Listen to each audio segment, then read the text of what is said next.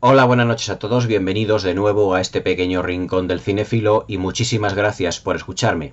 Retomamos nuestra sección de preguntas y respuestas y hemos llegado al número 30, es decir, ya hay 30 vídeos de preguntas y respuestas aquí en el canal, que prácticamente se puede decir que es una de las secciones más antiguas de lo que es el canal.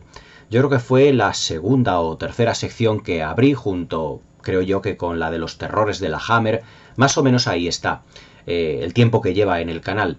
Y es una de las secciones por las que estoy más orgulloso, ya que vosotros podéis hacerme las preguntas de cine que consideréis oportunas y yo, como siempre, pues aquí estoy para contestarlas pues siempre en la medida de lo posible. Y hoy tenemos pues una nueva batería de preguntas que me habéis realizado, que me habéis enviado al correo, y que repito que el correo al que podéis enviarme vuestras preguntas y respuestas es críticascinéfilas40, el 40 con número, críticascinéfilas40@gmail.com.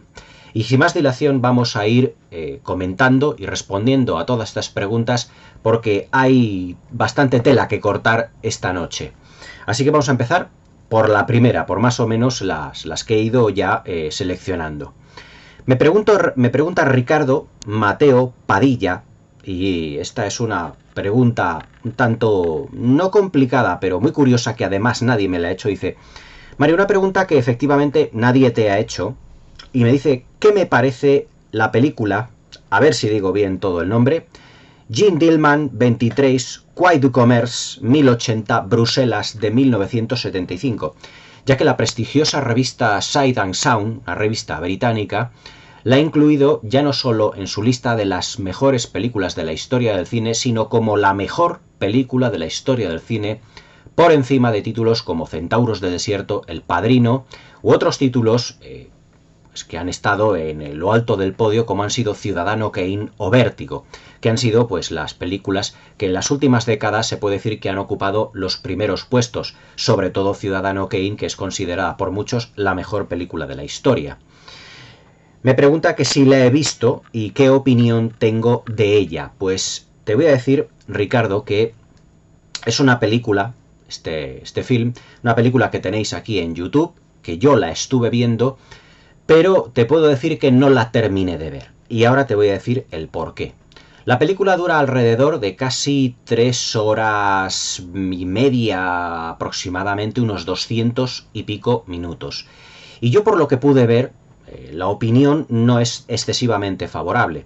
La opinión, mejor dicho, la película pertenece a una época, los años 70, que venía ya, se puede decir, de los años 60, perteneciente a un movimiento vanguardista del cine, que es un cine experimental. Durante los años 60, finales de los 50, durante de toda la década de los 60 y principios de los 70, como sabréis, se da un movimiento cinematográfico en el cine en Europa, más concretamente en Francia, en Italia, en prácticamente Centro Europa, en Europa, que se va extendiendo en general, parte de Francia, pero que se extiende en general, que es la Nouvelle Vague, la nueva ola en francés. Y que a toda ella pues pertenecen una serie de directores como fue François Truffaut, Jean-Luc Godard, que se encargan de hacer un cine muy experimental, un cine realmente denominado vanguardista. ¿Pero qué es lo que tiene ese cine experimental? Pues como la propia palabra lo dice, es un cine en el que los cineastas, los directores de cine, como empezaron los de Charlies du Cinema, con la Nouvelle Vague, que eran realmente críticos, es un cine que empieza realmente, son cineastas o críticos que empiezan a experimentar con el cine, como la propia palabra lo dice, y a probar, digamos, como unas nuevas técnicas narrativas, vamos así decirlo. Esta película de 1975 narra la historia pues, de una mujer. La vi, creo que fue durante la pandemia, sí creo que fue durante la pandemia, era un par de años aproximadamente, y francamente pues mi cerebro tendió un poco a olvidarla. Porque yo francamente no he visto una película, o pocas veces en mi vida he visto una película tan sumamente tediosa. Es la historia de una mujer, una ama de casa, que vive, creo recordar, con su hijo. No me acuerdo si estaba separada o viuda, creo que estaba viuda, y que por las tardes se dedica pues a ejercer pues a mujer un tanto de dudosa reputación, vamos a dejarlo ahí, ¿no? Pero lo que a mí más me llama la atención de esta película es que efectivamente pertenece al movimiento experimental. La mayor parte de lo que son las secuencias son planos estáticos. Es decir, el director deja la cámara completamente quieta y la actriz protagonista, que te puedo decir que francamente no me acuerdo cómo se llamaba, realiza una serie de tareas del hogar como son recoger la mesa de casa después de la comida, hacer la cena dentro de lo que es la cocina propiamente dicha, limpiar la bañera del baño, en una serie de planos estáticos, y que se puede decir que una buena parte de lo que yo vi, que fue prácticamente la primera hora y media, no pude pasar porque se me hacía muy pesada, pesadísima, no cambió prácticamente de argumento el film. Durante lo que fue el cine experimental, la Nouvelle Vague, que dio lugar a toda esta clase de cine de vanguardia, los directores experimentaban con la cámara, con el montaje, con la puesta en escena, y yo cuando he visto esta película, o por lo menos lo que he visto, es un ejemplo, digamos, del libro totalmente teórico de lo que es cine experimental. Es decir, se puede decir que nos podemos olvidar de una puesta en escena ampulosa o trabajada, una interpretación. Es que realmente se puede decir que en esta película no existe la palabra interpretación, no existe la palabra o no existe el concepto de arco dramático, porque el personaje no evoluciona como en el cine que nosotros estamos acostumbrados a ver. Es decir, no hay una serie de giros argumentales, no hay una serie de cambios narrativos. Es decir, es ver a una persona, a una mujer realizando las tareas del hogar realmente. No sé si en el resto de la película que estaba por venir me perdí algo importante, pero puedo decir que durante la hora y media, que no es baladí, casi la mitad de la película, no se desarrollaba un argumento muy trabajado, una interpretación donde los personajes tuviesen muchísimos registros. Y además es que la actriz protagonista se aprendió, por así decirlo, una expresión en el rostro como de tristeza, como de depresión, totalmente subyugante. Es decir, lo que yo creo que dio a entender esa película es la tristeza de las amas de casa. Ahora, ¿por qué ha sido elegida la mejor película de la historia? Y tengo que retrotraerme a lo que ya he dicho en retrospectiva en unos cuantos vídeos. Aunque luego hay suscriptores que me tachan de politizar el canal. Bueno, tampoco es para tanto. Solo intento expresar lo que yo pienso. Últimamente ya sabéis que lo que es la ideología de género, lo que es el feminismo, el empoderamiento, todo esto está muy de moda, ¿de acuerdo? Entonces, todos estos ideales lo que quieren es que la mujer salga de casa, que la mujer trabaje, que ya lo realizaba décadas y décadas y décadas, muchísimas décadas anteriores a todos estos movimientos políticos, y que se puede decir que tienen que parecerse lo más posible al hombre. Es decir, tener trabajo, ser independientes y realizar, pues digamos, esas tareas que creen estas personas, los defensores de esta ideología de género, que solo realizan los hombres, pero también las mujeres. Y es un torpedo en la línea de flotación de lo que es a la mujer como ama de casa, como señora de lo que es su hogar, incluso persona que cría a sus hijos. Todo eso, digamos que todos esos conceptos más familiares, más conservadores, se puede decir que están en decaimiento por parte de la ideología de género. Entonces lo que nos muestra esta película es el tedio, el aburrimiento, y yo creo que ha sido elegida mejor película de la historia para denunciar la situación de las mujeres que se dedican a ser realmente amas de casa, como diciendo, queremos que observéis la futilidad, la inutilidad, y que estas mujeres que se quedan en casa y que no trabajan realmente no se desarrollan como personas. Y eso es lo que la película nos muestra realmente. Porque la persona, la mujer protagonista, ya os digo que tiene una expresión completamente amarga. Es decir, vive en un aburrimiento total, tan de aburrimiento que por las tardes, algunas tardes, se dedica a ejercer la prostitución. Por lo tanto, a mí lo que me da a entender es que esta película se ha puesto en el número 1 en el top, más por motivos políticos que por motivos cinematográficos. Veréis, el cine experimental, el cine de vanguardia, se puede decir que por ahí han pasado prácticamente la mayor parte de los directores de cine modernos, no los clásicos, porque los clásicos aprendieron de Eisenstein, aprendieron de Griffith, como el John Ford, como Hitchcock, como Raoul Walsh, que fueron realmente sus grandes maestros, porque no existían en aquella época las escuelas de cine.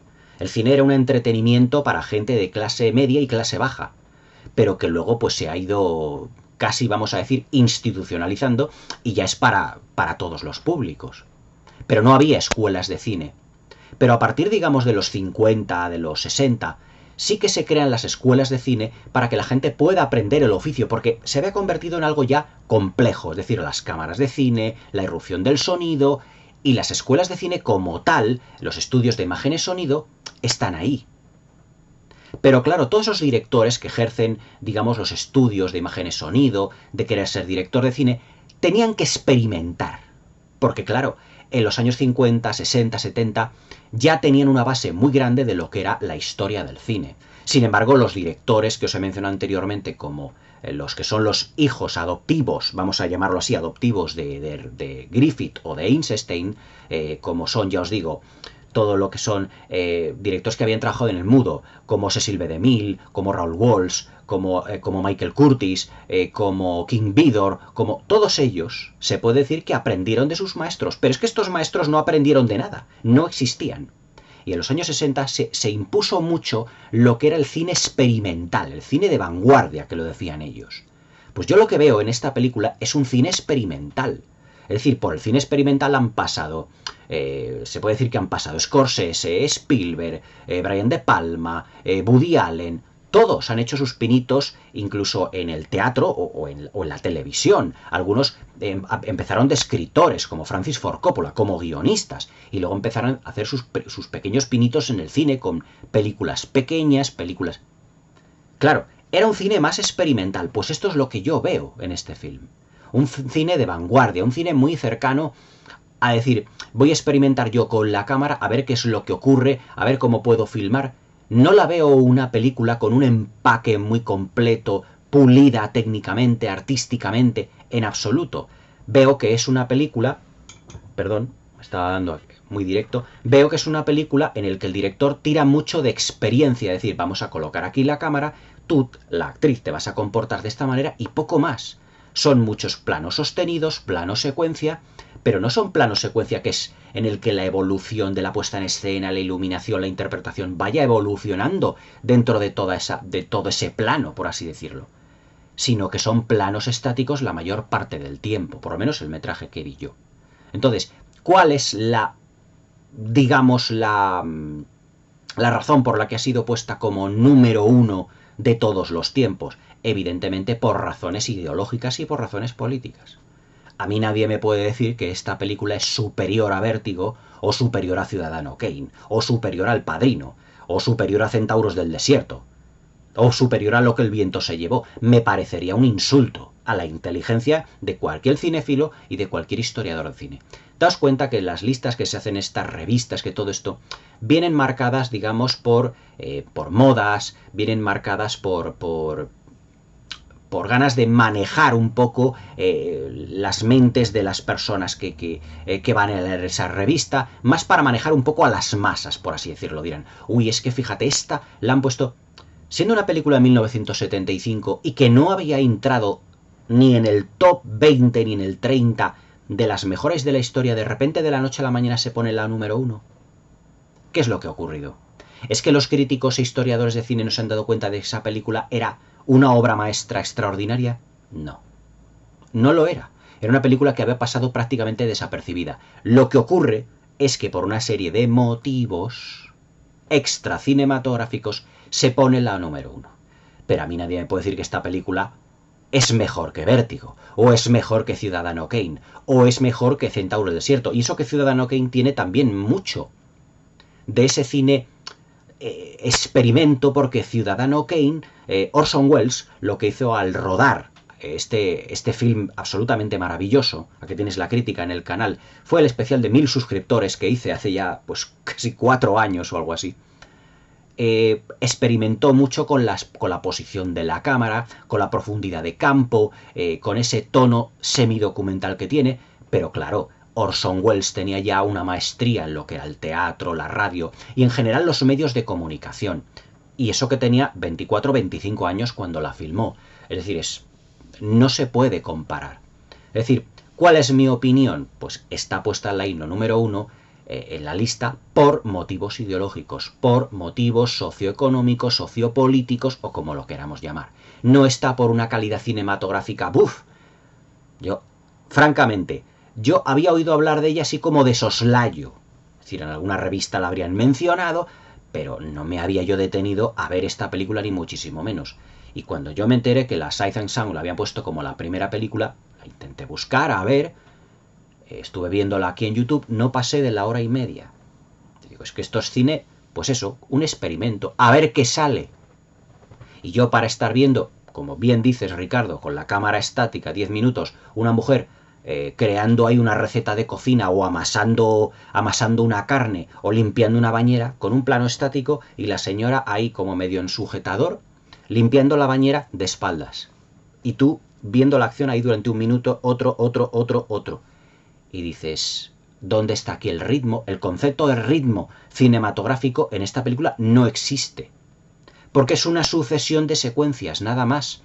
Una sucesión, a ver si me explico, una sucesión de secuencias de planos estáticos y de un ir y venir de personajes que no aportan prácticamente nada. Es decir, para mí el cine experimental se tiene que quedar en eso, en un experimento. Cuando los directores hayan encontrado su estilo, porque el cine experimental es para eso, para que los directores experimenten, valga la redundancia, e intenten encontrar un estilo. Por ahí han pasado todos los directores contemporáneos, absolutamente todos. Incluso os podría decir que Los duelistas de Ridley Scott tiene mucho de cine experimental. Sin embargo, Ridley Scott, con una buena flema británica que tiene y con su puesta en escena que luego fue evolucionando en Alien, en Blade Runner, ya nos dimos cuenta de que esa película tenía un carácter, una evolución de personajes que evidentemente te daba a entender que no estábamos ante un director común y corriente. Es decir, había superado su etapa más o menos experimental, aunque hay secuencias en las que Ridley Scott se puede decir que sí experimenta mucho con la puesta en escena, con la luz, con lo que es la fotografía, porque tiene varios estilos la película. Ya comentaré aquí Los duelistas y todo esto lo desarrollaré. Pero te puedo decir, por ejemplo, Woody Allen al comienzo de su carrera con esa película que se llama Toma el dinero y corre, con Bananas, con todas aquellas que hizo durante los 70, hasta que en el 77, 76 hace Annie Hall, hace Manhattan, donde aquí ya encuentra, digamos, como la plenitud de su estilo. Le sucedió también a Roman Polanski, pero a todos los directores han pasado por ahí. Pero una película experimental, francamente, a nadie se le ocurriría ponerla como la número 1. Pero está ahí por lo que está, que ya os lo he mencionado. Pero me alegro, Ricardo, que me hagas esta pregunta porque era importante que la contestara. Para mí, vamos, yo ni por asomo pensaría poner a una película experimental en una lista de aquel ranking que hice de las 12 mejores películas de la historia del cine, bajo mi punto de vista. Ni muchísimo menos hay ninguna experimental ni por asomo. Pero bueno, para gustos los colores. Me pregunta Quintaro, que bueno, ya me ha dicho cuál es su nombre de pila, no lo voy a mencionar por respeto, me lo ha dicho para que bueno, lo tenga en cuenta. Gracias por tu confianza, Quintaro. Me dice que ha visto la película Copland. Y me dice que, bueno, que se quedó enganchado con esta película y que le ha gustado mucho más que otras películas, incluso de la misma época, como puedan ser Uno de los nuestros o Casino. ¿Y qué opinión tengo de Copland? Pues mira, yo Copland te puedo decir que la vi pues a principios del 2000, 2001, alquilada de videoclub, cuando todavía existían los videoclubs. Y francamente me pareció una película policíaca muy notable, sobre todo por varios aspectos. Dos aspectos en general. Primero, el reparto, porque Robert De Niro, Harvey Keitel, Ray Liotta, Frank Vincent y Sylvester Stallone. Ahora te diré por qué nombro a Frank Vincent. Y el segundo punto, porque me pareció una de las mejores interpretaciones de Sylvester Stallone. Y además es que, si te acuerdas que hacía de un policía que no oye por un oído, leí en la revista Fotogramas, tiempo A, que había pasado el rodaje con un tapón en el oído pues para otorgarle un poco más de realismo a lo que era su interpretación, y que engordó unos cuantos kilos, no me acuerdo, pero se ve que está un poco más rellenito en esta película.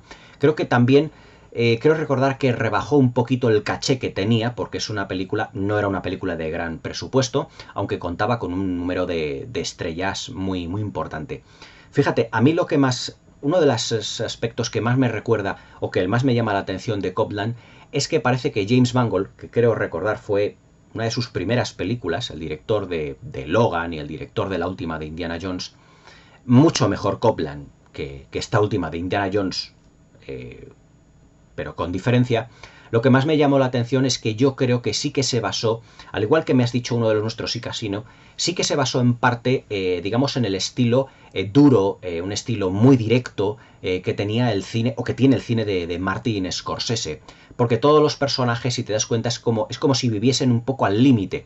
Y al ser un elenco de actores, actores y actrices, Annabella Sciorra creo que también estaba, tienen todos ellos como muchos vasos comunicantes entre ellos, es decir, hay mucha relación entre los mismos. Me gustó mucho el estilo, ese duro, seco que a veces Martin Scorsese tiene, y yo creo que James Mangold, por ser una de sus primeras películas, quiso parecerse un poco en puesta en escena a Martin Scorsese, sobre todo en los planos en contrapicado que suele hacer. A Robert De Niro siempre le suele enfocar un poquito como desde abajo. Nunca había visto a Robert De Niro con ese bigote, con el pelo así más largo, tipo patillas y todo esto. Pero aparte de eso, a mí me pareció la mejor interpretación de Sylvester Stallone, junto puedan ser con sus personajes más icónicos como Rambo o como Rocky. A mí me pareció una de las películas más destacadas, creo que fue del 97, el año de Titanic, y yo creo que de cara a las entregas de premios, a lo mejor no por los aspectos individuales, pero en conjunto yo creo que Copland hubiese merecido más. Yo me acuerdo que la crítica la puso muy bien, la puso estupendamente bien, y destacó mucho la interpretación de Sylvester Stallone como este policía que vive en esta zona de New Jersey, creo recordar, ya tengo que hacer un poquito de memoria, en lo que es Nueva York, Manhattan, pero que vive en la zona de New Jersey, quiere parecerse un poquito a lo que es la policía de Nueva York también, y por esas películas que por primera vez veo a Sylvester Stallone que tiene más registros interpretativos. Mira, por ejemplo, si me permites el inciso, hace poco estuve viendo aquí en televisión dos comedias de Stallone que fueron Alto o Mi madre dispara, la que hizo con Estelle Getty, a principios de los 90, en el 92 creo recordar, y luego la de Tango y Cash que hizo con Kurt Russell. Y claro, son películas muy distendidas, muy cómicas, no tiene nada que ver con Copland, pero en Copland le veo con gesto muy, muy adusto, muy, muy serio, como que se está tomando el papel, digamos que, del personaje como si estuviésemos diciendo que la procesión va por dentro. Me pareció, en esta pequeña reseña que te estoy haciendo, a ver si puedo conseguirla porque no la vi en su momento en DVD y en Blu-ray. Y eso que es una película, yo creo que Copland es una película que ha pasado un poco desapercibida. Porque aunque tenía un elenco de actores estupendo, el director, James Mangold, durante los 90 no era excesivamente conocido. Hombre, ahora pues le conocemos mucho más por Ferrari, Ford contra Ferrari, la de Le Mans 66, que es una película maravillosa, por la de Logan, que tiene un guión estupendo, y bueno, pues también un poco más desgraciadamente por la de Indiana Jones, pero bueno, eso ya no es cuestión de dirección de Mangold, que yo creo que hace una dirección que está muy bien en la de la última de Indiana Jones, pero que ahí lo que falla es evidentemente el guión y el estilo. Es decir, no es capaz Mangold a lo mejor de hacernos recordar en la película a lo que es Indiana Jones por sí mismo, y luego todo lo que es la inclusión y todas las historias que tiene la película, y la falta de garra debido a su duración. Pero yo creo que Copland es el estilo de películas que le va mucho más a Mangold, más que intentar tener el estilo de Spielberg en las de Indiana Jones, que no sé si lo pretendió o no, pero yo creo que no le salió un producto redondo, aunque yo digo que la dirección es un poco sólida, aunque un tanto ya descafeinada. Para más datos tenéis aquí mi review de la de El Dial del Destino aquí en el canal. Pero yo creo que Copland es uno de los mejores títulos, siendo uno de los primeros que realizaría James Mangold. Yo creo que es una de sus mejores películas de largo. Pero bueno, ahora que me lo dices, a ver si la intento buscar y la rescatamos aquí para el canal y la reivindicamos. Pero vamos, para mí, bajo mi punto de vista, es un muy buen film, y yo creo que incluso hoy en día estamos deficitarios de esa clase de películas que tienen un guión sólido, un elenco de actores importante, todos ellos en papeles serios, evidentemente. Y ya os digo, con una dirección, ya te digo que me parece a la de Martin Scorsese. En Casino, la que tú mencionas, hay uno de los actores, uno de los mafiosos, vamos a llamarlo, que está interpretado por Frank Vincent. Y en esta película yo me acuerdo que también estaba Frank Vincent, además con un papel como... no a lo mejor con un papel, sino con un estilo en lo que es la puesta en escena del personaje como muy similar al papel que hizo en la película de Scorsese. También creo recordar que estaba en Toro Salvaje. La presencia de Harvey Keitel, la presencia y sobre todo de Robert De Niro, yo creo que también le quiso dar ese aire como de cine policiaco, de cine negro, que le suele dar muchas veces Scorsese a sus películas. Ese ambiente, esa puesta en escena tan sombría, tan lúgubre en lo que se refiere no a colorido, sino a personajes. Y yo creo que ya os digo que Copland es una película que yo creo que se puede reivindicar perfectamente. Creo que no eres la primera persona que me pregunta por el film. Y ya que lo mencionamos, vamos a ver si la puedo rescatar y la podemos comentar. Me pregunta... voy más o menos tachando a medida que voy diciéndolo. Me pregunta Alicia ST... Mario, mencionas mucho en tus vídeos lo que es la puesta en escena, y me dice que si pudiese definir lo que es el significado de la puesta en escena. Vamos a ver, la puesta en escena en el cine tiene muchos significados. Hay gente que dice que la puesta en escena es como el diseño de producción, la dirección artística y cómo está filmada, cómo está planificada, cómo está enfocada, el color que se le da, la textura, lo que es la planificación dentro de la secuencia. Otros dicen que es un poco lo que son, por ejemplo, la presentación o en el desarrollo de los personajes, la colocación que tienen los mismos dentro de lo que es el plano. Por ejemplo, os hago un ejemplo. En la película de King Vidor, El manantial, protagonizada por Gary Cooper y por Patricia Neal, cuando tienen su primer encuentro, Gary Cooper está en una... Ya comentaré esta película, esta obra maestra absoluta del cine, que está trabajando en una cantera y está pues con un taladro, con un bloque de granito. Y Patricia Neal está subida, digamos, en un alto, en un promontorio, en uno de estos bloques de granito, con unas escaleras para bajar a lo que es la cantera. Y ella está en un alto y él está, digamos, más bajo. Ella representa, digamos, un estatus económico más alto. Y él, aunque el personaje es arquitecto, el personaje de Gary Cooper es arquitecto, está debajo en la cantera, o sea, abajo en la cantera, con uno de los bloques de granito, ya os digo, manejando un taladro. Entonces, la puesta en escena se refiere a la colocación de los personajes dependiendo de su estatus social. Ella en lo alto y él en lo bajo. Porque ella es la hija, digamos, de un personaje, digamos, adinerado, vamos así decirlo, y él, pues, es un obrero de la construcción. Una puesta en escena para recalcar lo que es la diferencia de clases, por ejemplo. En otra película muy distinta, Las novias de Drácula, de Terence Fisher, hay una escalera que separa a dos personajes, que es la baronesa Meinster y el barón Meinster. El barón Meinster está abajo en las escaleras, convertido, bueno, ya es un vampiro, y la baronesa Meinster en lo alto, diciendo, por favor, hijo, no te acerques a mí, porque no quiere que le muerda, para que se convierta en vampiresa, que ella no lo quiere. Y entre medias del hijo y de la hija, y de la madre, hay unas escaleras. Y Terence Fisher lo que hace es enfocar a la madre desde abajo de las escaleras, desde el punto de vista del hijo, y nosotros la vemos en lo alto de las escaleras. Y cuando enfoca al hijo, al barón Meinster, le vemos en contrapicado abajo en las escaleras en el salón. ¿Qué quiere decir? La puesta en escena aquí, o el desarrollo de los personajes, es que las escaleras representan, digamos, un elemento dramático entre los dos personajes. ¿Por qué? Porque los está distanciando. Uno es un vampiro y la otra puede ser una potencial víctima. Y para distanciarlos se utiliza como elemento dramático las escaleras. Como diciendo, no subas las escaleras, hijo, porque no quiero que me transformes en vampiresa.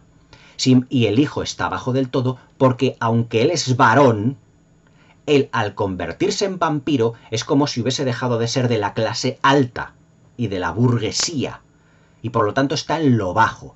Un aspecto similar a la del manantial, también para distanciar las dos clases sociales, pero en Las novias de Drácula los dos son varones, baronesa y varón.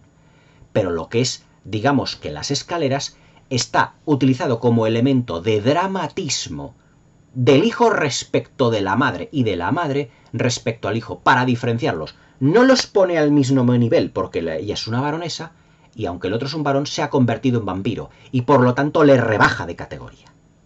Es decir, la puesta en escena también es un elemento dramático y de significado de los personajes gracias a movimientos de cámara o elementos en la escenografía para diferenciarlos y para que nos demos cuenta que hay distancia económica, distancia social, distancia sentimental, distancia de cualquier tipo de relación. La puesta en escena también es todo eso. Es decir, cómo colocamos la cámara, cómo la movemos para definir a los personajes sin que hablen. Eso era muy típico, por ejemplo, también de lo que era el cine mudo. También la puesta en escena es el tono de la película. Es decir, por ejemplo, cuando hablamos de una comedia, decimos, esta película tiene un tono jocoso o tiene una puesta en escena alegre y jocosa. ¿Qué quiere decir? Que es graciosa. Porque toda comedia, evidentemente, tiene que tener su gracia. Por eso decimos, no, esta película tiene un tono o una puesta en escena distendida. ¿Por qué? Porque los personajes son más alegres, más despreocupados, más, como diciendo, más jocosos, más divertidos. Es decir, no estamos ante una película que es dramática. Una película que es dramática, por ejemplo, un gran melodrama como Duelo al Sol, la que comenté yo hace poco, tiene una puesta en escena en lo que se refiere al tono muy trágico. Decimos, esta película tiene una puesta en escena como muy shakespeariana o como muy de tragedia griega. ¿Por qué? Porque todo es muy dramático. Tiene una puesta en escena trágica, tiene una puesta en escena shakespeariana, tiene una puesta en escena, es decir, que nos están diciendo que la película es dramática más no poder, y la película lo era, realmente. Por lo tanto, ¿qué es lo que yo entiendo pues como puesta en escena? Un conjunto de todo.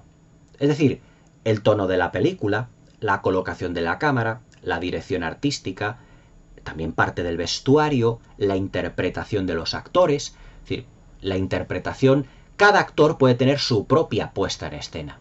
Por ejemplo, ¿cómo os diría yo? Vamos a ver un ejemplo en que entre tantos personajes. Por ejemplo, Aníbal Lecter en El silencio de los corderos. Todos le hemos visto, ¿no? ¿Qué puesta en escena tiene el personaje de Aníbal Lecter?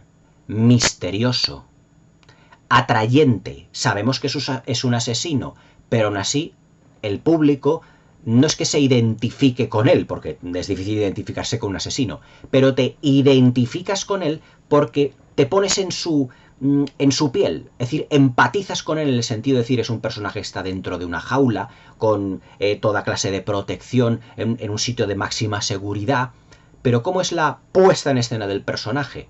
Realmente muy misteriosa. Recordar los primeros planos que tenía Anthony Hopkins, con esos ojos que no parpadeaba, mirando al personaje de Jodie Foster, diciéndole, hola Clarice, han dejado ya de balar los corderos y todo aquello que decía y eso, pues tiene una puesta en escena el personaje de Anthony Hopkins misteriosa, digamos terrorífica, a la vez un poco extravagante, atrayente, dependiendo del tono que le queramos dar en cada secuencia. Luego es un personaje que cuando sale de la cárcel, acordaos, pues es en Aníbal, la película que lo hizo Ridley Scott, pues un personaje que se adapta a lo que es el medio y todo eso, aunque evidentemente es una película de terror. Y claro, el personaje, sobre todo la secuencia en la que aparece el cadáver descuartizado y todo ello, es un personaje realmente terrorífico, que te asusta, que te provoca. ¿Acordás cuál era la presentación del mismo? La cámara en un traveling iba moviéndose y de repente aparecía él como si fuera un espectro ahí dentro de la cámara de seguridad vestido con ese mono azul, con los brazos pegados al cuerpo. No es como otro reo que puede estar sentado en su catre, ¿no? Él estaba recto, allí impertérrito, de una puesta en escena, el personaje teatral, pero angustiosa, sombría, misteriosa, extraña, que te estás diciendo, preguntándote todo el tiempo qué intenciones tiene, que claro, cada personaje, dependiendo luego también el director cómo lo quiere hacer. Por eso cuando yo me refiero a la puesta en escena de una película, es un conjunto de muchas cosas, pero te puedes referir a la puesta en escena del personaje, de esa secuencia, de cómo está tratada, la planificación. Es un conjunto, es un concepto bastante amplio en sí. Pero la puesta en escena es realmente lo que se ve. Perdón, es lo que se ve en la película. la fotografía, la luz, cómo está iluminada, como diría yo, la suavidad del movimiento de cámara, el colorido. Por ejemplo, cuando vemos el Mago de Oz con esos colores tan rimbombantes, tan fuertes, con ese Technicolor tan fuerte, para simular ese mundo de fantasía, es un cambio de puesta en escena de los colores sepia que vemos en la primera parte de lo que es la película. ¿Por qué? Porque la puesta en escena de la segunda parte de todo lo que se desarrolla en el mundo de Oz tiene una puesta en escena más fantasiosa. Todo es extravagante, los enanitos por allí cantando, bailando, completamente distinta a la puesta en escena más triste, más de lo que es la parte de Kansas, con esa canción de Over the Rainbow. Ya os digo, es diferente, es un concepto pues bastante amplio en sí. Pero vamos, la puesta en escena, desde un punto de vista cinematográfico, es un conjunto de cosas. Es el conjunto de las cosas que más o menos os he comentado. Me pregunta Miguel Mingorance: Mario, ¿qué opinión tienes sobre la película World Trade Center de Oliver Stone? Pues mira, Miguel, no te puedo decir que tenga una opinión excesivamente buena de la película. Yo la vi alquilada de Videoclub hace tiempo ya, cuando salió, y me parece una película un tanto angustiosa, pero me parece también una película, yo creo que fallida. Y te voy a decir el porqué. Yo creo que Oliver Stone, además de que yo creo que tiene mejores productos, quiso sacar tajada o rédito económico de lo que fue, hombre, desde un punto de vista positivo, no haciendo leña del árbol caído, pero quiso, bueno, pues exponer aquí como una especie de película un poco patriota, un tanto como de homenaje, vamos a decirlo, como homenaje a los policías, a los bomberos que se arriesgaron y que se jugaron la vida en todo lo que fue el atentado del 11 de septiembre de 2001 en Nueva York. Pero a mí la historia, por ejemplo, de Nicolas Cage en esta película no me terminó de convencer. Y eso que la película, en lo que es la primera parte, tiene un desarrollo muy bueno. Sobre todo, por ejemplo, cuando llegan a esa parte en que el edificio se les cae literalmente encima y se ven abrumados por los escombros. Él y el otro actor están completamente colapsados por todo lo que tienen encima. Y a mí todo eso se me hizo una película ya no solo angustiosa, sino toda esa parte se me hizo como muy pesada. Yo creo que como película del 11 es la de United 93, creo recordar que la de la película del vuelo, que fue, creo recordar, que también las vi hace ya bastante tiempo. Creo recordar que fue la película esta en la que están los pasajeros dentro del avión y que se rebelan, creo que eran los que se rebelaban contra lo que eran sus captores, todo eso. Me parece que capta mucho más la atención del espectador, al estilo, pues un poco las películas de aeropuerto. Pero claro, aquí teniendo en cuenta que no es una película de catástrofes al uso. Sin embargo, la de World Trade Center, a mí veo que Oliver Stone quiso abarcar muchas cosas.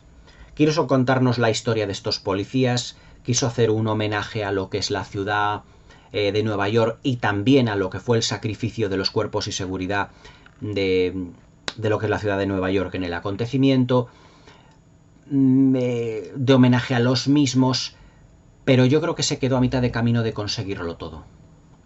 A mí me pareció una película, yo no lo hubiera enfocado desde el punto de vista que Oliver Stone. Se me hizo muy pesada la película, se me hizo muy monótona. Ya no pesada como si fuera un ladrillo, se me hizo monótona en el sentido de que no te cuenta mucho de lo que es tampoco excesivamente su historia.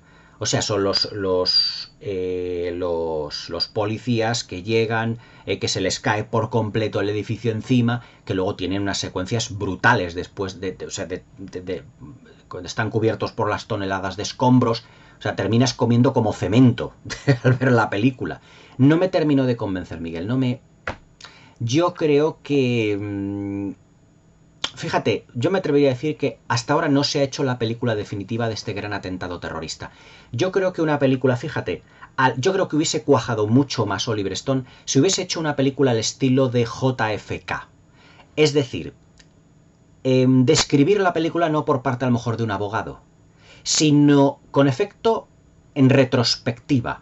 Es decir, con unos acontecimientos, como en JFK, en el que el desarrollo de los personajes y todo eso ocurre después de lo que es el asesinato de John Fitzgerald Kennedy. Aquí yo creo que podría hacerse lo mismo, o Oliver Stone podría hacer lo mismo. Es decir, contarnos una historia con unos personajes que recuerden lo que es el acontecimiento, que hubiese una investigación sobre lo mismo, contrastando diversas teorías y todo eso. Y yo creo que eso a Oliver Stone le podría haber resultado, desde un punto de vista cinematográfico, mucho más interesante, incluso más factible. Pero meter la cámara dentro de la vida de unos personajes y te cuenten realmente cómo vivieron el acontecimiento, que fue terrible, fue dramático y todo eso, digamos, me suena más a película hecha para televisión. Yo creo que podría haberlo enfocado mucho mejor desde un punto de vista más, digamos, más ya te digo, al estilo más de JFK y con un elenco de actores importantes. Aquí, bueno, pues tenemos a Nicolas Cage, pero poco más. Poco más. Fíjate, y yo cuando la vi alquilada del videoclub, ya te digo, quería que tuviese más enjundia la película, que tuviese más cuerpo, que tuviese más personajes, que fuera más. Pero te cuenta el acontecimiento como si tú lo estuvieses viviendo en primera persona. Tú te pones en la piel de Nicolas Cage y lo pasas realmente muy mal. Ya no me acuerdo cómo era el nombre del actor que estaba con él, que creo que es de origen latino, pero sinceramente me pareció un poco la vía fácil. Yo creo que si Oliver Stone hubiese hecho una película, ya digo, por ejemplo, en el que se narren los acontecimientos por parte de una tercera persona, tipo investigador, Mac Garrison en este... No, se llama Garrison. Se llama Garrison, el de JFK, el papel que hace ¿cómo se llama? Kevin Costner en JFK, pero contrastando teorías y todo eso, más intentando penetrar en investigaciones y tal y cual, yo creo que hubiese salido algo mejor. Yo personalmente me esperaba algo de eso parecido. No, pues, un acontecimiento vivido por unos policías que sí, luego está en homenaje a los personajes, pero me pareció, para mí se quedó un poco coja. Yo me esperaba otra cosa. Pero bueno, es mi opinión, espero haberte contestado, pero vamos, a mí no es una película que me llenase en absoluto. Prefiero, ya te digo, de los acontecimientos del 11S, prefiero de largo la de United 93. Si no la has visto esa, te la recomiendo porque me impactó muchísimo más. Me dice Magdalena, nada más, no tiene ningún otro apodo, ningún apellido, me dice: Mario, ¿vas a hacer estos reviews, reseñas sobre películas de Marilyn Monroe, como por ejemplo Niágara? Y a ver si también reseño films como Anatomía de un asesinato y El nombre de la rosa. Respecto a Marilyn Monroe, quiero abrir una sección que sean películas de Marilyn Monroe. Porque Marilyn Monroe, aquí tienes, Magdalena, aquí en el canal tienes varias... tienes un especial que hice en la sección de Historia del Cine sobre Marilyn Monroe, donde voy poniendo una serie de fotografías. A mí se me oye de fondo, la grabé solo con micrófono, en el que destaco cuáles son sus principales films, un poco, digamos, un poco así a grosso modo. Pero yo sé que Marilyn Monroe necesita reseñas de películas prácticamente casi todos los films que hizo. Aquí en el canal tienes reseñada Con faldas y a lo loco, de Billy Wilder. Aunque a mí me gustaría reseñar películas como Niágara, la que has dicho, esta Río sin retorno, que me parece una película de aventuras tipo western fantástica, junto con Robert Mitchum. Me gustaría Los caballeros la prefieren rubias, de Howard Hawks, junto con Jane Russell, que fue la película que, digamos, que fue su disparadero, y que prácticamente eclipsó a Jane Russell, que ya tenía más experiencia que ella, ya tenía una carrera consolidada. Marilyn Monroe es de 53 la película, ella prácticamente estaba empezando, ahí es donde su caché empezó a subir bastante. Películas, por ejemplo, como Me siento rejuvenecer, también con Howard Hawks, con Ginger Rogers y con Cary Grant. También ¿cómo se llama? El príncipe y la corista, junto con Laurence Olivier, donde se puede decir que interpretativamente estaban casi al mismo nivel. Quiero abrir Bus Stop también con el actor ahí, no me acuerdo ahora, pero que es una de mis películas favoritas de ella, porque está graciosísima, con Don Murray. Y me pareció una película realmente, realmente maravillosa, una de las cumbres dentro de la comedia, de todas las películas cómicas que ella hizo. Cómo casarse con con un millonario junto con Lauren Bacall. Es que claro, la filmografía de Marilyn Monroe es muy amplia, es fantástica y tiene muchísimas películas para comentar. También aquí cabe decir que tengo aquí comentada en el canal La Jungla de Asfalto. Lo que pasa es que en La Jungla de Asfalto se puede decir que Marilyn Monroe hace un papel prácticamente, se puede decir que anecdótico, es decir, muy breve, es muy limitadito. Pero tengo que reseñar más películas de Marilyn Monroe porque es el gran icono del cine. Es decir, yo creo que Marilyn Monroe y Marlon Brando se puede decir que son los grandes iconos masculino y femenino de lo que es la historia del cine. Hombre, hay muchísimos más, evidentemente. Pero vamos, Marilyn Monroe es que se puede decir que casi toda la gran cantidad vamos, la cantidad de su filmografía, las películas que hizo se pueden considerar hoy en día todas clásicos, todas.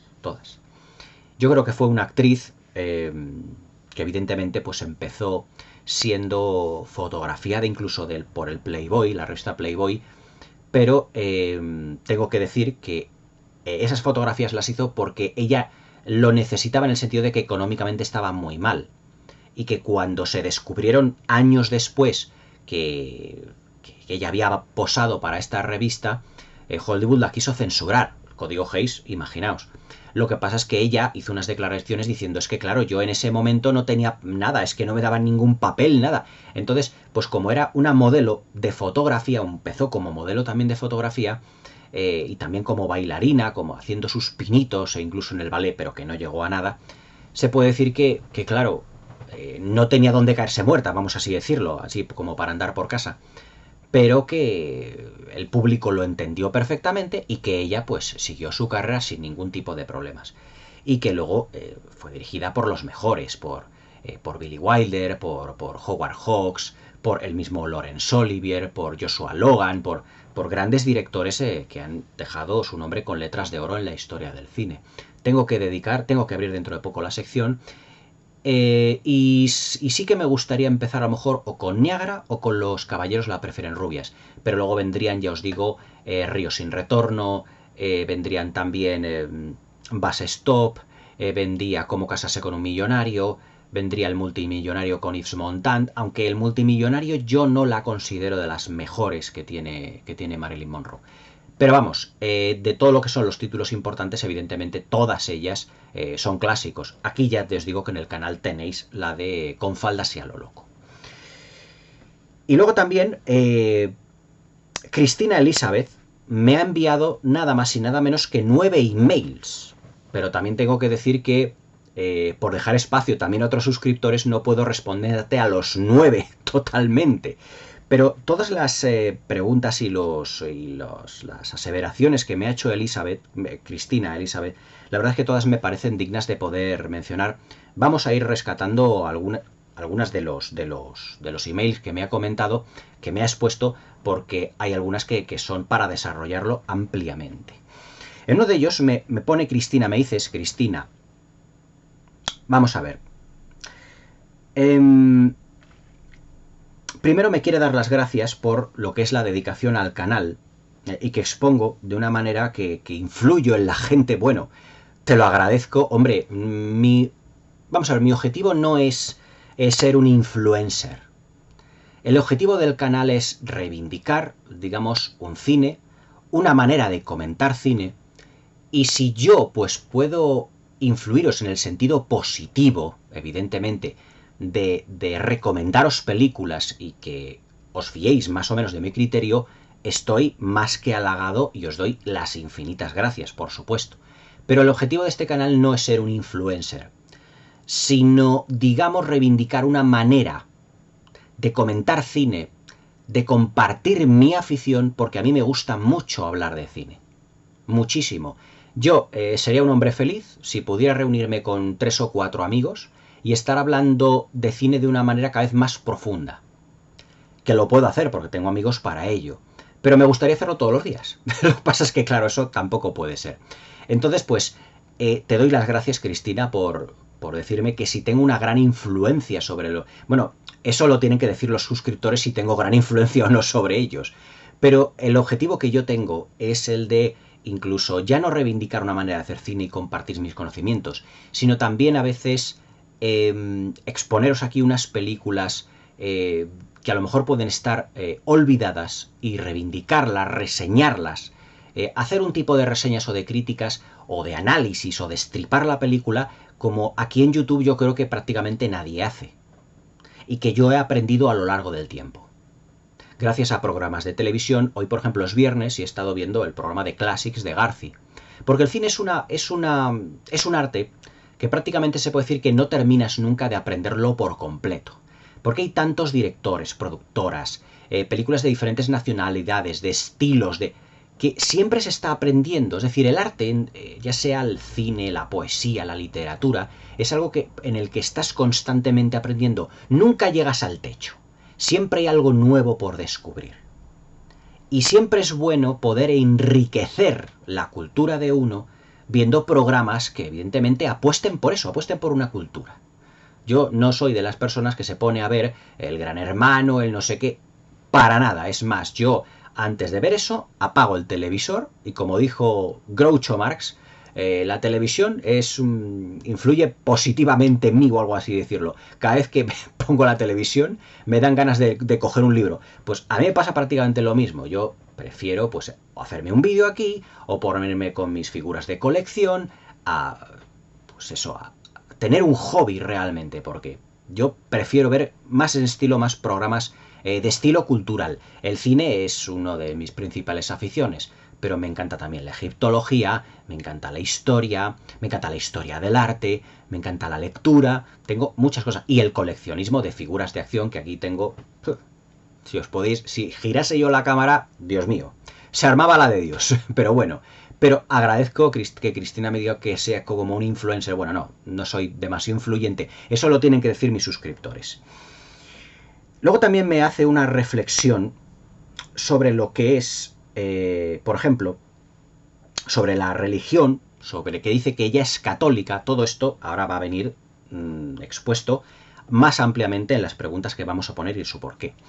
Que ella dejó de ser católica para ser cristiana. Vamos a ver eso lo que aquí en España, porque dice que no cree mucho en lo que son los ritos sagrados. Mira, Cristina, yo también te digo que aquí, como aquí decimos, aquí en España, yo, por ejemplo, soy católico, pero no soy excesivamente practicante. Es decir, yo tengo unas creencias, pero no creo excesivamente en los ritos que tenemos en las iglesias y en los curas. Yo prefiero coger incluso la Biblia, pasajes del Antiguo Testamento, del Nuevo Testamento, y forjarme mis propias creencias, que un señor en un púlpito me diga con un sermón lo que yo tengo que hacer, porque eso es bajo su punto de vista. Yo efectivamente eso lo llamo católico, pero no católico practicante, lo que tú llamas cristiano. Yo soy católico es cristiano, cristiano católico. El cristianismo tiene los anglicanos, los ortodoxos, los católicos. Yo soy cristiano en la rama de los católicos. Pero ya te digo que no soy excesivamente católico, aunque hice la comunión, también me bautizaron, pero no estoy casado por la iglesia, por ejemplo. Estoy casado, pero por lo civil. No porque no sea creyente, todo lo contrario, lo soy. Pero yo he preferido tener una boda civil, no una boda cristiana. O católica, vamos así llamarlo. También me ha puesto una serie de fotografías en la que me enseña 2 libros que ya está traduciendo, que son Una vida revolucionaria, Robespierre, una vida revolucionaria, de Peter McPhee, y otra, Robespierre, biografía e historia, de David P. Jordan, y que ella está traduciendo, está leyendo, me ha enviado una serie de fotografías, lo cual entiendo que es una tarea titánica. Tengo que decirte que eres la primera persona, Cristina, que ha defendido realmente a Robespierre. Yo por lo que tuve la experiencia de estudiar en el colegio, lo que vimos en los libros de historia, es que Robespierre, uno de los principales cabecillas de lo que fue la Revolución Francesa de 1789, instauró un régimen de terror junto a Danton. Danton y Robespierre fueron los dos principales cabecillas de lo que fue la revolución, vamos, el régimen de terror y de la revolución francesa en ese sentido. Eso es lo que nosotros estudiamos en el colegio. Y siempre la figura de Robespierre estaba como maldita. Y la figura de Napoleón no tanto. Y todo esto viene a colación de la película de Napoleón, de la que me ha desarrollado una serie de ideas que ahora vamos, muy interesantes, que ahora vamos a comentar, comparándola también con la película de Oppenheimer. En ese sentido, evidentemente, el punto de vista que pueden tener estos autores del personaje de Robespierre te puede hacer cambiar por completo de lo que es la impresión que nosotros vimos en los libros del colegio, aunque también cabe resaltar que en los libros del colegio también nos enseñaron que las pirámides la hicieron miles de obreros tirando de cuerdas y subiéndolo por rampas para construir sus monumentos. Pero luego, por lo menos mi experiencia como ingeniero que soy, te puedo decir que eso es literalmente imposible. Por lo tanto, evidentemente, para profundizar muchas veces en lo que es la figura de un personaje histórico, hay que documentarse. Y yo creo que tú te estás documentando, ya sea tu opinión una u otra de lo que es el personaje histórico. Pero tu opinión para mí es totalmente respetable. Yo en ese sentido no te puedo dar un feedback en lo que se refiere a la figura de Robespierre, porque ya te digo que para mí Robespierre, el conocimiento que tengo es el conocimiento que a mí me dieron en el colegio, en la escuela. Es decir, como un personaje se puede decir que maldito. Pero evidentemente luego, si se profundiza en este personaje y en otros históricos o en otros acontecimientos históricos, lógicamente vas a tener una visión que seguramente va a empezar a distorsionar, digamos, esa imagen que tenías sobre un acontecimiento, sobre un personaje o sobre un acontecimiento en general de lo que es la historia. Y me parece que la labor que estás realizando es absolutamente admirable. Y me gustaría que tus reflexiones sobre el personaje de Robespierre pudieras compartirlo conmigo, porque a mí también me gusta aprender de las personas que saben. O sea, me gusta sentarme, escuchar y oír lo que es no mi opinión. Yo no estoy aquí en este mundo para decir, no, yo estoy a favor de los que opinan exactamente igual que yo. No. Yo lo que quiero es oír opiniones distintas a las mías y de cosas, películas, acontecimientos que yo no conozca y que me descubran. Yo, para que os deis cuenta aquí en el canal, yo, por ejemplo, antes de tener aquí el canal de YouTube, si yo, por ejemplo, me metía en otro canal de cine y me comentaban una película, los youtubers me comentaban una película que yo ya conocía, yo ese vídeo no lo quería ver, porque yo ya tengo mi propia opinión sobre esa película. Lo que puedan decir los demás, lo escucharé, pero evidentemente la que prevalece es la mía. A mí, si después de ver una película me puede ir el crítico de turno diciéndome, pues mira esto, respeto su opinión, puede coincidir o no, pero mi opinión es la que prevalece. Veía reviews de películas que no conocía para que me las intentasen descubrir desde un punto de vista de la historia y de los acontecimientos, como la Revolución Francesa o como cualquier otro. Yo lo que quiero es oír gente que sepa y que me pueda aportar cosas que no conozco. Es decir, no me conformo yo con una visión completamente dogmática. ¿Qué es lo que dice el dogma? ¿Qué es lo que dice el libro de historia? ¿Qué es lo que dice? Dice sota, caballo y rey, y ya quedarme con eso. No, me gusta profundizar en lo que es el asunto. En los análisis de las películas aquí lo veis. Me gusta profundizar un poquito. No me quedo en la superficie. Quiero destriparlo por completo, saber el porqué de cada situación. Aquí exactamente lo mismo. Y me gustaría que no solo Cristina, sino que todos vosotros también, si tenéis ideas y todo eso, lo compartierais conmigo. Me pregunta, y ya vamos a lo que es el meollo del asunto, si una película es históricamente correcta, digamos, ¿no condiciona las libertades creativas de su director? Hombre, evidentemente, totalmente. Es decir, vamos a ver, una película no va a ser históricamente correcta al 100% nunca. ¿Por qué? Pues porque se puede decir que los productores, los directores de cine, los guionistas, utilizan el acontecimiento histórico, digamos, como trampolín para desarrollar su historia. Imagínate que sobre Robespierre, yo, como director o guionista, tengo en cuenta diferentes aspectos de su vida y escribo el guión de una película que se llame Robespierre, la película, imagínate. Y tengo en cuenta una serie de acontecimientos sobre la misma, sobre el mismo personaje. pero no se adaptan al 100%. Luego el director es capaz de venir y decir, yo no estoy de acuerdo con esto y yo quiero hacerlo más cercano a la realidad. Ahí está el guionista y el productor que pueden decir, te podemos dar libertad creativa para modificar una serie de cosas. Pero eso sí, tienes que ceñirte al guión porque tú has firmado un documento, un contrato, en el que dice que te comprometes a filmar la película con el guión tal y como esté. Otra cosa es que quieras ir modificando algunos aspectos sobre la marcha debido pues al presupuesto, al enfoque de actores, al enfoque de las actrices, al enfoque de tu propia puesta en escena. Pero la esencia del guión la tienes que mantener. Por lo tanto, coarta el guión, digamos, lo que es la historia totalmente. Porque una película está hecha por motivos comerciales, no por motivos históricos. Un director de cine, una compañía, no quiere dar una lección de historia a nadie. Quiere contar una historia, pero esa historia puede ser, valga la redundancia, comercial o no comercial. Yo puedo hacer una película sobre, por ejemplo, el personaje de Napoleón, en el que desarrolle toda la historia de amor que tuvo con Josefina, de acuerdo, pero a lo mejor desde un punto de vista comercial tienes que meter de vez en cuando una escena de batalla u otros personajes para completar un poquito lo que es el empaque, hacerla un poco más llevadera para el público. ¿Cuál es el problema que tuvo Napoleón de Ridley Scott? Que juega a muchas cosas pero no cuaja en ninguna. Nos contó historia de amor entre Napoleón y Josefina, pero no se profundiza.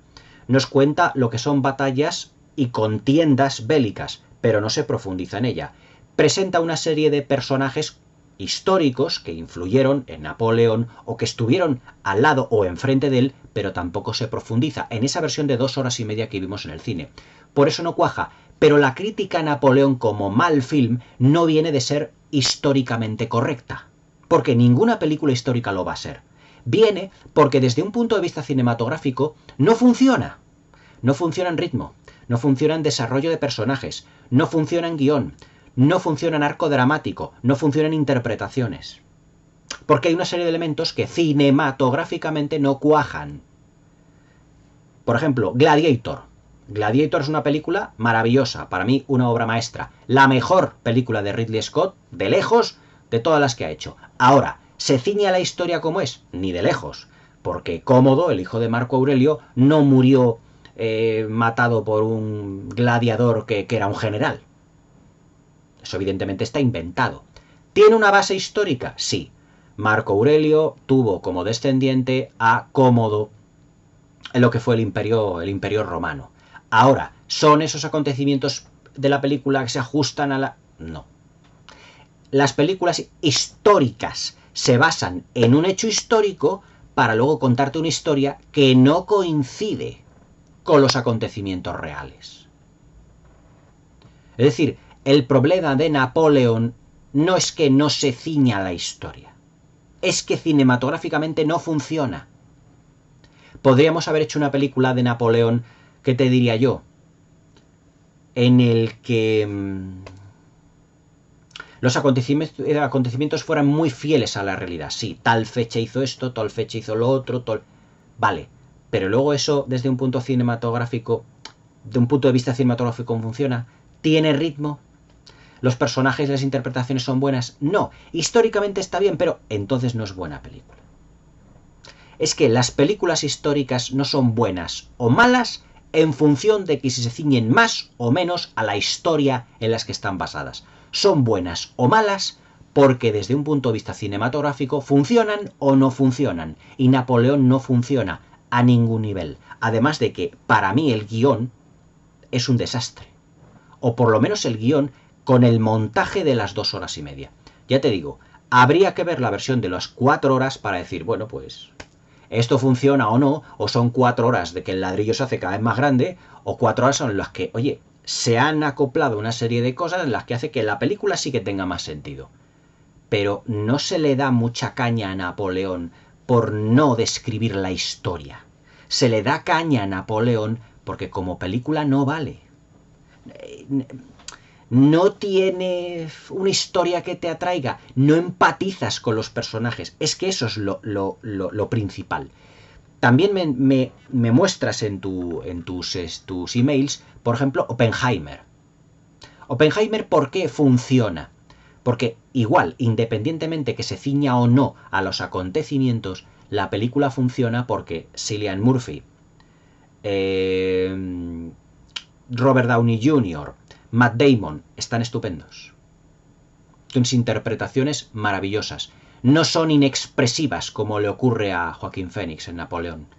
¿Qué más? Porque está estructurada en varios niveles, varias capas, varias líneas narrativas que llevan su propio ritmo interior y que te cuentan elementos de la historia que luego, digamos que se van complementando los unos a los otros a medida que avanza la película.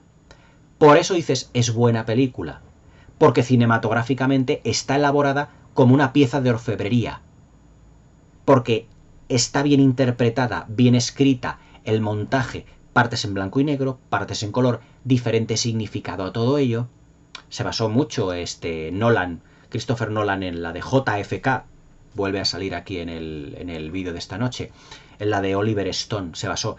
Creo que JFK es un poco mejor que Oppenheimer, están con escalón por encima, pero las dos rayaron un nivel extraordinario. Entonces, históricamente, ¿Oppenheimer se ciñe perfectamente a la historia? Yo, desde un punto de vista, no lo sé, porque tampoco, ni siquiera en los libros de historia, pues yo he estudiado la creación de la bomba atómica y las repercusiones que tuvo. Sí, evidentemente, a grandes rasgos, de manera esquemática. Las bombas atómicas cayeron sobre Hiroshima y Nagasaki, produciendo el abandono de Japón, que dio lugar al final de la Segunda Guerra Mundial, etc, etc, etc. Pero lo que es la historia ya del propio creador, y de su sentimiento de culpa y de todos los puntos de vista que se expresan en la película, eso ya depende más del guionista. Es que son conceptos también muy distintos. No tiene nada que ver. Oppenheimer para mí es una obra maestra.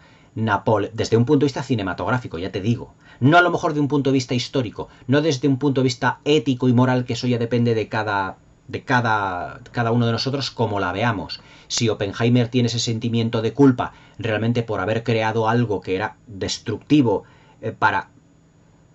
o el punto de vista que tiene el personaje en ese sentido del presidente de los Estados Unidos diciendo que se vaya aquí este hombre porque usted ha creado algo que yo di la orden de lanzarlo y que evitó la muerte de miles de soldados estadounidenses, pero que provocó la muerte de otros cientos de miles de japoneses. Y además civiles. Es decir, desde el punto de vista ético y moral, como la representemos ya no en nuestra psique, ya es distinto. Yo lo que me refiero, lo que voy es a la calidad cinematográfica. Desde el punto de vista cinematográfico, guión, dirección, personajes, interpretaciones, puesta en escena, banda sonora, montaje, ritmo, etc. Eso es lo que yo juzgo en general. Ya como tú dices en tu email, ya la interpretación ya de lo ético, lo moral, eso ya depende de cada uno, cada persona es un mundo. Yo lo que me ciño es a la calidad cinematográfica en ese sentido. En ese sentido, pues Oppenheimer y Napoleón son dos películas realmente muy distintas. Como por ejemplo me dices, ¿hasta dónde toma distancia el guión o cómo se escribió el guión de las dos películas en el sentido de hasta dónde se puede llegar? Es que depende de lo que quieras contar. Porque claro, tienes un tiempo limitado. Si debe importar, si coincide con la verdad. Es que en el cine el concepto de importa o no la verdad no existe. Lo que existe es vamos así llamarlo, el concepto de querer sacar dinero a la gente, de querer llamar a la gente a las salas de cine. ¿Hasta dónde tiene que ser fiel a la historia? Depende del guionista. Depende del productor, porque por ejemplo hay guiones que históricamente se han ceñido mucho a la realidad, aunque han tenido sus libertades, pero por ejemplo dices, bueno, podemos contar el acontecimiento histórico de una manera muy, digamos, muy puntillosa, pero contar el acontecimiento histórico va a atraer a la gente a las salas. Tendremos que meter no solo como contienda civil o como, por ejemplo, una guerra, sino que tendremos que meter historias de personajes inventados de por medio. Por ejemplo, la lista de Schindler de Steven Spielberg, por visto, se ciñe bastante a lo que fue el paso de Oskar Schindler en todo lo que es fue su estancia en la Segunda Guerra Mundial, cómo pudo ayudar a todos estos judíos para que en sus fábricas, para que no fueran asesinados por los nazis, por los alemanes.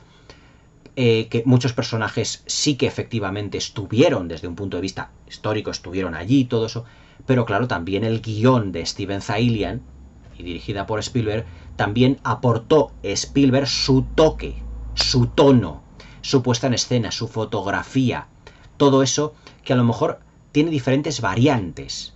¿Era Oscar Schindler tan alto y tan atractivo y tan apuesto como Liam Neeson? Pues no lo sé, seguramente no. Evidentemente todo está hecho desde un punto de vista de estrella de cine. Es que claro, depende de cómo quieras contar el acontecimiento. Luego lo puedes adornar con motivos históricos como el final de La lista de Schindler, donde están todos esos personajes que interpretan a otros reales que van poniendo piedrecitas alrededor de la tumba de Oscar Schindler. Es decir, es que ¿dónde está el punto en el que dices es históricamente perfecta o no? No se puede saber. Depende del productor. Pero eso realmente tampoco importa demasiado. Porque el productor lo que quiere es hacer un producto, nunca mejor dicho, una película que enganche a la gente al cine. Puedes contar el acontecimiento histórico de una batalla y la batalla en sí misma. ¿Por qué? Porque quieres dar rienda suelta a efectos especiales o a la dirección de grandes masas de personas y todo eso.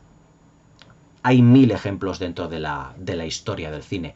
¿Todo ello de quién depende? Del productor, del guionista, del dinero que esté dispuesto a soltar y luego el director también, que quiera ceñirse o no a lo que es el guión. Ha habido directores en la historia del cine que le han propuesto un guión, han empezado a rodarlo y han dejado el rodaje a mitad de la película porque no les ha satisfecho para nada todo lo que es el desarrollo de la misma, o han querido hacer modificaciones el guión y el guionista, o mejor dicho el productor, el guionista ha dicho, pues yo no te voy a permitir esto, y le ha ido al productor y el productor, bueno, y le ha despedido y ha traído a otro. Es que claro, depende mucho de los objetivos. Hay gente que quiere contar el acontecimiento histórico muy fehacientemente, que es un director a lo mejor muy puntilloso, y otro que dice, oye, pues no me importa. Que claro, depende. Por ejemplo, en Pearl Harbor de Michael Bay, los asesores que tuvo Michael Bay para su película, para lo que fue el guión, fueron veteranos de la Segunda Guerra Mundial. Luego dicen los críticos que no, esa película no tiene nada que ver con la... Pero, por ejemplo, en los extras del Blu-ray de Pearl Harbor que tengo yo, lo comenté en la review de esta película, estuvieron asesorando a Michael Bay cómo debería de filmar las secuencias porque ocurrió esto, sota, caballo y rey, así. Luego, evidentemente, lo que es los personajes de Ben Affleck, de Josh Hartnett, de Kate Beckinsale, son inventados. Y todo está entremezclado. ¿Hasta qué punto las películas históricas pueden ser históricas y no enfocadas desde un punto de vista comercial? Depende del objetivo, depende del productor, del guionista y del tono que le quieran dar. Nuevamente, de la puesta en escena. Pues hasta aquí el programa de hoy. Gracias a todos los que me habéis escrito. Habrá nuevas preguntas y respuestas en donde volveré a contestar todas lo que son vuestras cuestiones. Hasta aquí el programa de hoy. Lo dicho, espero que os haya gustado, espero que paséis una buena velada y hasta mañana.